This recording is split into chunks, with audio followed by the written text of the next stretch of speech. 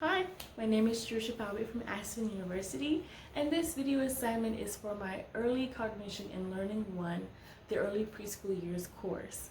And in this video, we'll be talking about language development in early childhood.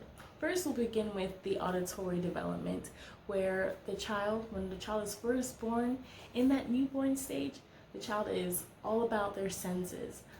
With their eyes, they're not able to fully focus on objects unless they're about 12 inches away, but their hearing is acute. At such a young age, they're able to distinguish sound differences from the p and the b sounds, such as pit and bit. Even though they can distinguish sound differences, they're not just passively listening and it's going in one ear and out the other. No, their minds are continually at work at the newborn stage.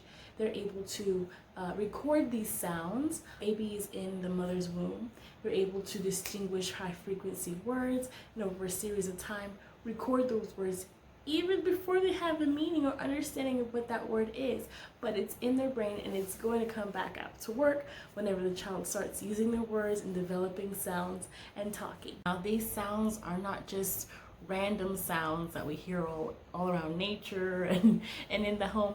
No, these sounds are specific to that child's home language, or particularly their mother's language.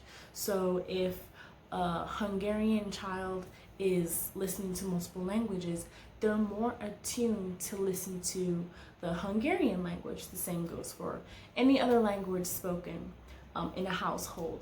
That child is able to distinguish the differences of the language and pinpoint the one that is their home language.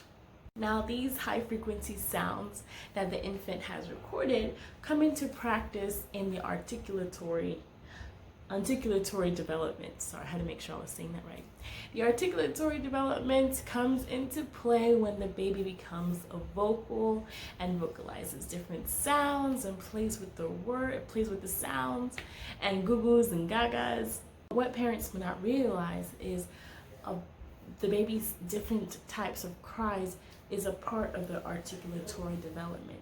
There are 4 main cries that can be distinguished. These 4 different types of cries are the birth cry, the pain cry, the hunger cry, and the pleasure cry. So at about 4 months of age, this is when the baby starts babbling and saying goo goo and gaga and interacting vocally with their caregiver and with their parents.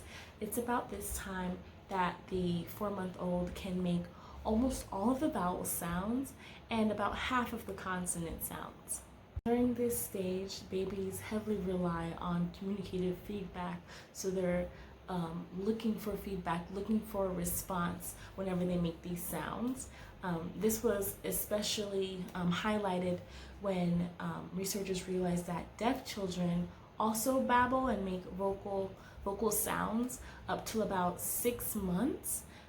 Between that 6th to the 9th month of age, deaf babies start to not play with their vocal sounds anymore and stop babbling as much because they're less interested in it, seeing that they cannot hear themselves.